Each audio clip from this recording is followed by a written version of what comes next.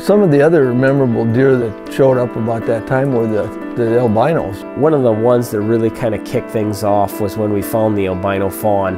Turned out it was a doe, and then we followed that particular deer over the years. You can see her definitely plain as day up on a hillside when there was no snow cover. One time she was getting bred by a big buck, and then eventually we found her dead. That was one of the first albinos, but then there was the albino buck. Of course, in the bucks that showed up, the buck that was on our Dover farm, we had footage of him every year, and when he was 6 years old, he ended up going downhill quite rapidly and went blind, and his eyes got infected.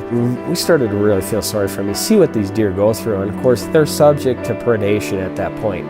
And a neighbor called me and went over, and he was standing by the road and on his last leg, so he called the DNR and they come and dispatched the deer. He was certainly one of the most recognized albinos in the area, and then of course there was the bigger albino buck, probably the biggest typical albino ever in the wild. Everything we can gather, probably the biggest albino of all time. It was close to 200-inch deer.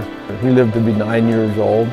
Being around bluff country, it has so much to offer, and the albinos are just such a small percentage, but again have made up some of the dynamics of what you see and you hear at Bluff Country Outfitters.